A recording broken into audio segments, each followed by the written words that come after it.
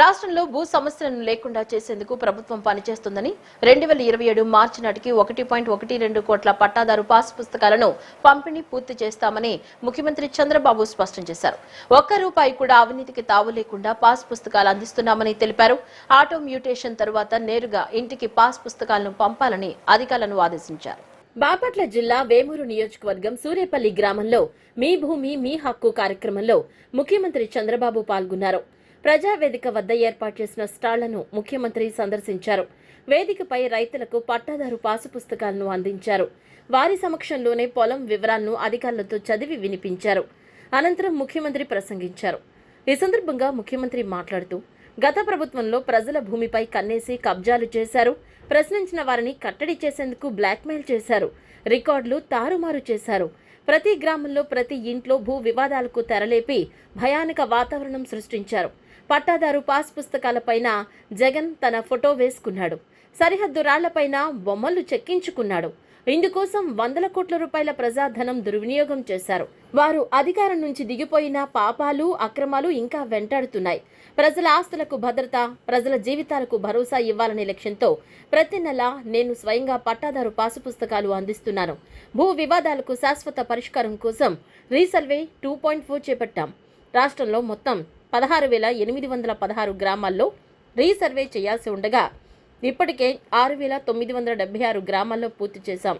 2027 మార్చి నాటికి రీసర్వే పూర్తి చేసి ప్రతి ఇంటికి రాజముద్రతో కొత్త పాసు పుస్తకాలు ఇస్తాం.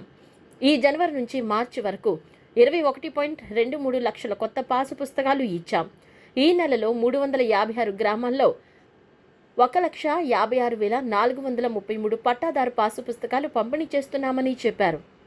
ప్రజల ఆస్తులకు భద్రత, ప్రజల జీవితాలకు భరోసా ఇవ్వాలనే ఉద్దేశంతో ఒక ముఖ్యమంత్రిగా ప్రతి నెల 9వ తారీఖు రాష్ట్రంలో ఒక ప్రాంతానికి వచ్చి స్వయంగా పట్టాదారు పాసు పుస్తకాలు ఇవ్వడానికి నేనే నాయకత్వాన్ని వహించానంటే మీరందరూ అర్థం చేసుకోవాల్సిన అవసరం ఉంది. భూమి అనేది ఒక ఆస్తి మాత్రమే కాదు, ప్రతి ఒక్కరికి జీవనాధారం, భద్రత, గౌరవం. గత ప్రభుత్వంలో మీ భూమిపైన కన్నేశారు. మిమ్మల్ని ఎక్కడికక్కడ కట్టడి చేయాలని ఆలోచించారు, బ్లాక్మెయిల్ చేయాలని ఆలోచించారు. దానిపైనే మీ ఆస్తులపైన పడ్డారు, కబ్జాలు చేశారు, రికార్డులు తారుమారు చేశారు. భయంకరమైన వాతావరణాన్ని క్రియేట్ చేసి ప్రతి గ్రామంలో ప్రతి ఇంటిలో భూ వివాదాలకు తెరలేపారు. మీ పట్టాదారు పాసు పుస్తకం పైన ఆనాటి ఏమనాలనో నాకు అర్థం కాదు, ఏ పేరు పెట్టి పిలవాలో నాకైతే అర్థం కాదు. ఆయన ఫోటో వేసుకున్నాడు. నిద్ర లేచి రోజంతా ఆయన ఫోటో మీరు చూడాలి. ఆస్తి మీది, ఫోటో అయింది. అందుకే ఒకే నిర్ణయం చేశాను, ఎట్టి పరిస్థితుల్లో శాశ్వతంగా భూ సమస్యలు పరిష్కారం చేసి మీకు భూ హక్కు ఇచ్చే బాధ్యత నేను తీసుకోవాలని చెప్పి ఒక నిర్ణయం చేశాను, ఒక సంకల్పం చేశాం. దీనికి రీసర్వే 2.0 కింద చేపట్టాం. ఇప్పటి వరకు మొత్తం చూస్తే రాష్ట్రంలో 16,816 గ్రామాలు రీసర్వే చేయాలి. 6,976 గ్రామాల్లో పూర్తి చేశాం. అదే సమయంలో 21,23,000 కొత్త పాసు పుస్తకాలు మీకు ఇచ్చాం.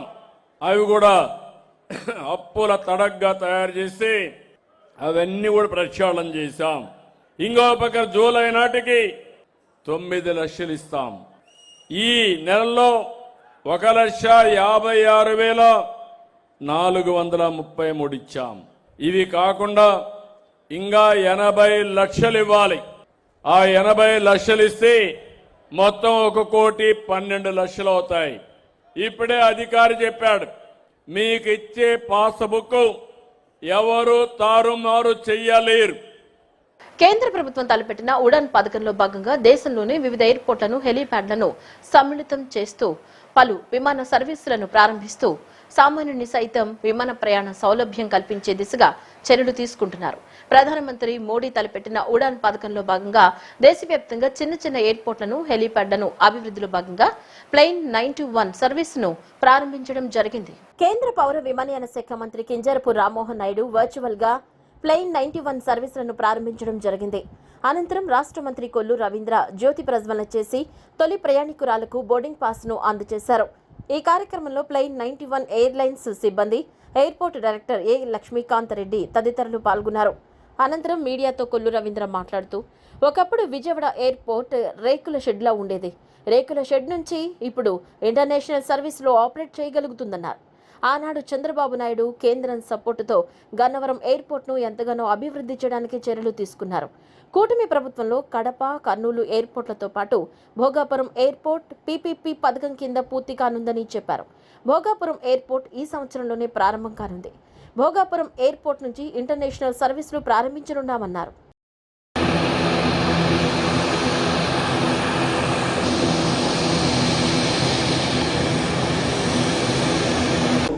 భోగాపురం ఎయిర్పోర్ట్ అది కూడా జూన్ నాటికల్లా అన్ని కూడా ఫినిష్ చేసుకొని ప్రధానమంత్రి గారి ఆధ్వర్యంలో మరి జూలైలో భోగాపురం ఎయిర్పోర్ట్ ఆపరేషన్స్ కూడా ఇనాగరేట్ చేయాలని మొన్ననే సీఎం గారితో కూడా డిస్కస్ చేస్తాం. ఆ పనులు కూడా శరవేగంగా సాగుతున్నాయి.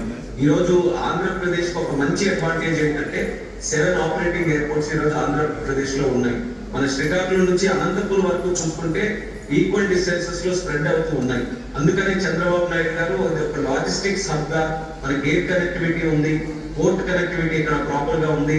సో ఈస్ట్ కోస్ట్ లో ఒక ప్రధానమైన లాజిస్టిక్స్ హబ్ గా ఆంధ్రప్రదేశ్ రాష్ట్రాన్ని క్రియేట్ చేయాలని చెప్పి ఒక సంకల్పంతో చంద్రబాబు నాయుడు గారు రాష్ట్రాన్ని ముందుకు నడిపిస్తున్నారు. కేవలం ఉన్న ఎయిర్పోర్ట్లే కాకుండా ఇంకా భవిష్యత్తులో హబ్ అండ్ స్పోక్ మోడల్లో ఇంకా తిరిగే ఎయిర్పోర్ట్స్ కానీ అడిషనల్ ఎయిర్పోర్ట్స్ కానీ రాష్ట్రంలో క్రియేట్ చేయాలి. శ్రీకాకుళం కానీ, కుప్పం కానీ, నాగార్జున సాగర్ కానీ, ఒంగోలు కానీ, అలాగే నెల్లూరు కానీ కనెక్టివ్ లొకేషన్స్ కూడా ఎంచుకొని అక్కడ కూడా మనం కొత్త ఎయిర్పోర్ట్లు నిర్మించాలని ముందుకు నడిపిస్తున్నాం. అలాగే మరొక పక్కన కేంద్ర తాలూకు ఎజెండా కూడా మీరు తీసుకుంటే మళ్ళీ నరేంద్ర మోదీ గారు ఏ రకంగా ఉడాన్ పథకం ద్వారా గత 10 సంవత్సరాల్లో అద్భుతంగా సివిల్ ఏవియేషన్ లో మనం సక్సెస్ సాధించాం. ఈరోజు మన విజయవాడ ఎయిర్పోర్ట్ నుంచి కొత్త సర్వీస్ ఫ్లైన్ 91 అనే సర్వీస్ని ప్రారంభించడం జరిగింది. మరి ఈ కార్యక్రమానికి మన civil aviation minister Kinjarapu Rammohan Naidu గారు మరి ఆయన పాల్గొనడం జరిగింది. అట్లాగే ప్రవీణ్ ఆదిత్య గారు, మరి సివిల్ ఏవియేషన్స్ అంతా చూస్తూ ఉన్నారు మన ఆంధ్రప్రదేశ్ రాష్ట్రం నుంచి. అలాగే డైరెక్టర్ లక్ష్మీకాంతం గారు, విజయవాడ డైరెక్టర్. ఈరోజు చాలా సంతోషంగా ఉంది. ఎందుకంటే మన విజయవాడ ఒకప్పుడు షెడ్ నుంచి, రేకుల షెడ్స్ నుంచి 14లో ఆపరేషన్ స్టార్ట్ చేసుకున్నాం. మన ఆనాడు ముఖ్యమంత్రిగా చంద్రబాబు నాయుడు గారు ఎయిర్పోర్ట్ని డెవలప్మెంట్ చేయడానికి ఆ రోజు కేంద్రంతో కూడా సపోర్ట్ తీసుకుని ఇక్కడ డెవలప్ చేసుకోవడం జరిగింది. అలాగే కొన్ని కొత్త ఎయిర్పోర్ట్స్ కూడా మనం ఏర్పాటు చేసుకున్నాం, కడప, కర్నూలు. ఇప్పటికి మనకి భోగాపురం కూడా పీపీపీ కింద దాదాపు అయిపోతుంది. ఈ సంవత్సరంలోనే అక్కడి నుంచే మొత్తం ఆపరేషన్ ఇంటర్నేషనల్ ఎయిర్పోర్ట్ కింద మరి అతిపెద్ద ఎయిర్పోర్ట్ వస్తూ ఉంది. మరొక కొత్తగా 9 ఎయిర్పోర్ట్లు కూడా చేయడానికి ఆంధ్రప్రదేశ్ రాష్ట్ర ప్రభుత్వం గౌరవ ముఖ్యమంత్రి గారు ప్రణాళిక చేసుకున్నారు. ఫ్లైన్ 91 అనేది విజయవాడ నుంచి హైదరాబాద్ కనెక్టివిటీకి ఎయిర్లైన్స్ ప్రారంభం చేస్తున్నారు. సో హైదరాబాద్ ని ఒక బేస్ గా పెట్టుకొని ఒక 9 లొకేషన్స్ ఎయిర్లైన్స్ కనెక్టివిటీ స్టార్ట్ చేయడం జరిగింది. సో ఫ్లైన్ 91 అనేది it's new carrier, it's small regional carrier. So but they have come forward seeing the viability of the routes. ఈ రూట్స్ కి వయబిలిటీ ఉందని చూసుకుంటూ మన efforts of honourable union minister of civil aviation వల్ల మనం we're getting new connectivity for Andhra Pradesh. So ఈ రోజు ఈ కార్యక్రమానికి operating officers of chief operating officers of Fly 91 and from state government తరఫు నుంచి Minister for Mines, Kollu Ravindra sir వచ్చారు. And all the officers of Airport Vijayawada Airport Authority of India have come here. And online ద్వారా మనకి union minister of civil aviation airport authority of India team join అవ్వడం జరిగింది. So ఈ రోజు మనకి 75% ఆక్యుపెన్సీతో start అవ్వడం జరిగిందని చెప్పారు. So it's a very new thing, and it is a very welcoming thing for Andhra Pradesh to have more connectivity from Vijayawada. Thank you so much for all of you for the support to this meeting. మహిళా శిశు సంక్షేమానికి తమ ప్రభుత్వం కట్టుబడి పనిచేస్తుందని మహిళా శిశు సంక్షేమ గిరిజన శాఖ మంత్రి గుమ్మిడి సంధ్యారాణి తెలిపారు. తమ ప్రభుత్వం అధికారంలోకి వచ్చాక అంగన్వాడీల రూపురేఖలను సమూలంగా మార్పులు చేశామని ఆమె వివరించారు. పోషకాహారంతోనే చిన్నారులకు ఉజ్వల భవిష్యత్తు ఉంటుందని ఆమె స్పష్టం చేశారు.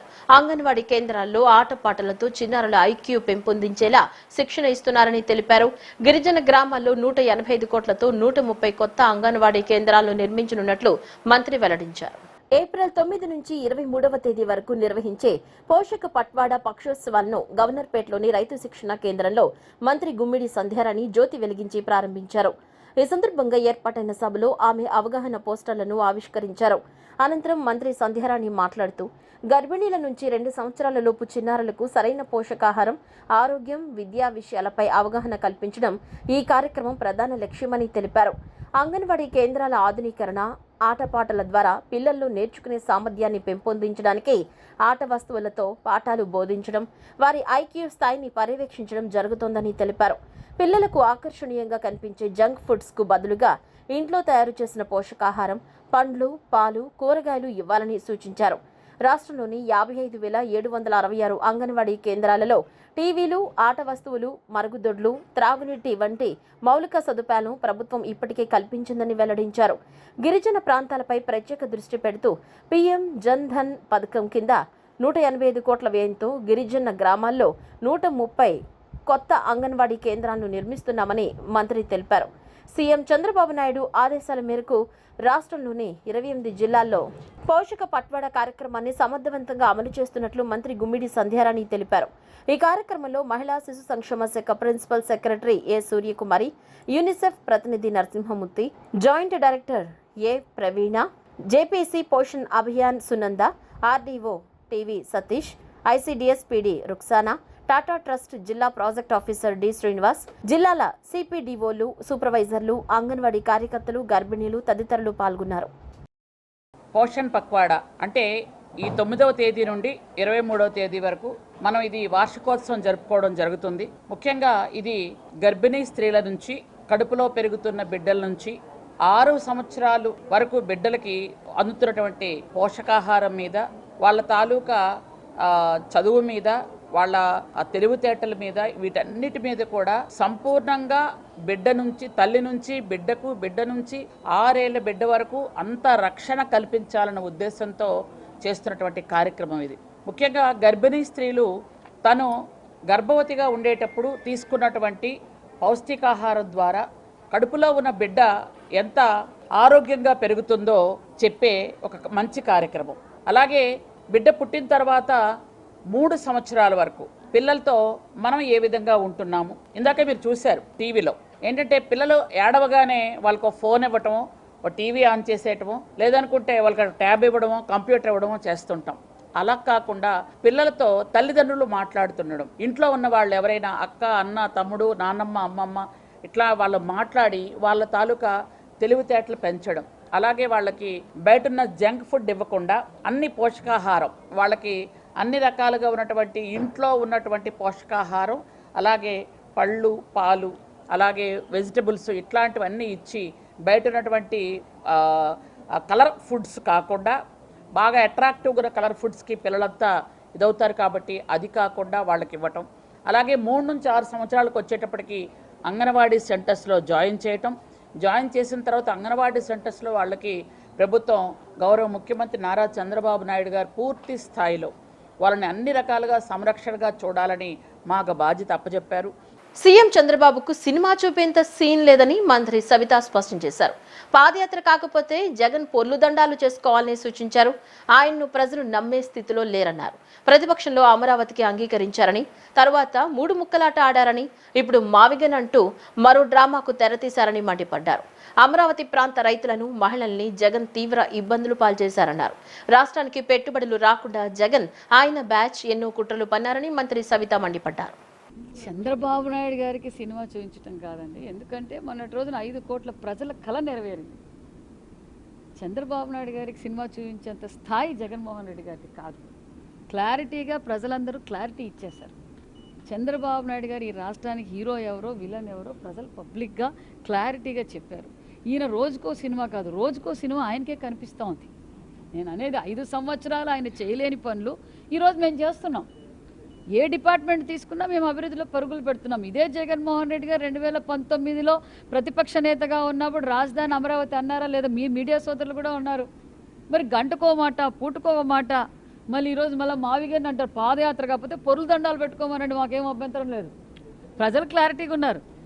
ప్రజలు ఈరోజు అభివృద్ధిని చూసి సంతోషపడుతున్నారు. ప్రపంచమంతా ఈరోజు ఆంధ్రప్రదేశ్ వైపు చూస్తుంటే జగన్మోహన్ రెడ్డి గారు నేను పాదయాత్ర చేస్తా, నేను రపరప నరుకుతా, నేను మావిగన్ అంటారు. ఏం మాట్లాడుతున్నారో ఆయనకి అర్థం కావడం లేదు. ఆయన గురించి మేము చర్చించాల్సిన పనిలా, మేము రెచ్చిపోవాల్సింది పన్ను మీద, అభివృద్ధి మీద మేము రెచ్చిపోతున్నాం.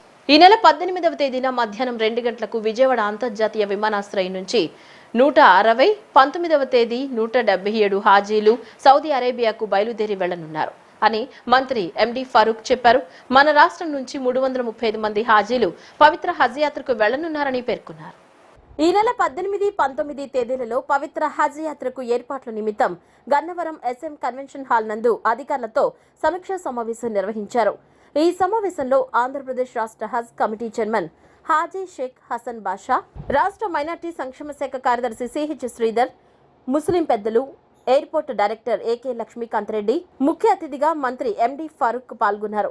ఈ నెల 18, 19 తేదీలలో ఆంధ్రప్రదేశ్ నుంచి విజయవాడ అంతర్జాతీయ విమానాశ్రయం ఇమిగ్రేషన్ పాయింట్ నుంచి 335 మంది హాజీలు సౌదీ అరేబియాకు హజ్ యాత్రకు బయలుదేరనున్నారు.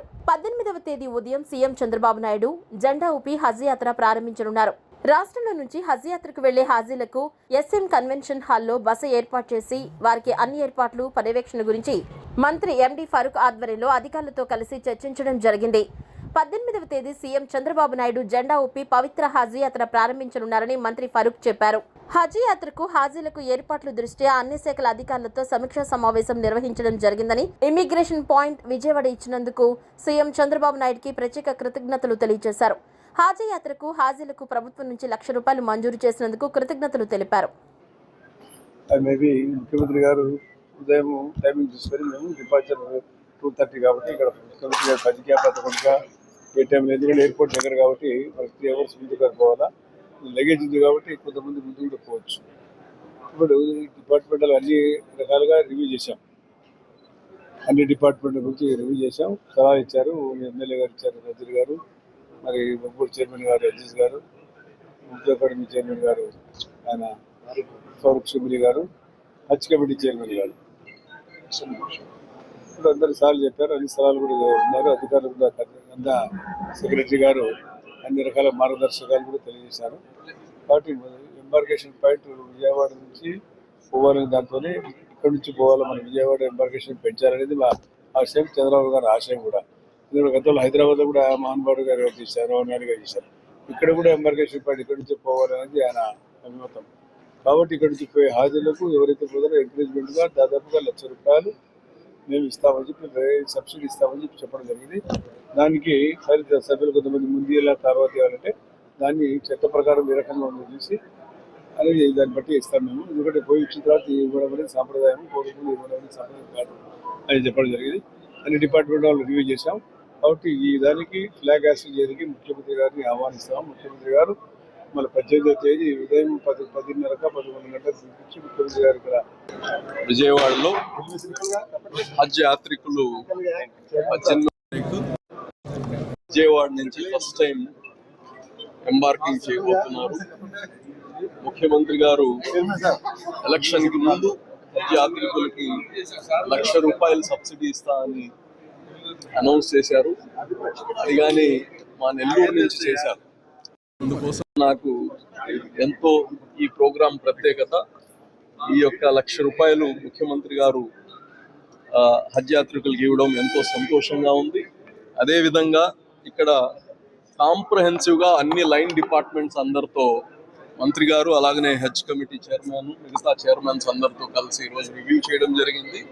భక్తులకి ఎక్కడ ఇబ్బంది లేకుండా వాళ్ళు ఒక పవిత్రమైన హజ్ యాత్రకు పోతున్నారు కాబట్టి వాళ్ళకి అన్ని విధాలుగా వాళ్ళకి మరి వాళ్ళతో పాటు వచ్చే వాళ్ళ కుటుంబ సభ్యులకి ఇక్కడ ఎవరైతే వస్తారో వాళ్ళకి సెండ్ ఆఫ్ ఇవ్వడానికి వాళ్ళందరికి కానీ ఇబ్బంది లేకుండా ఇక్కడ ప్రత్యేకంగా ఒక ఫంక్షన్ హాల్ తీసుకోవడం జరిగింది.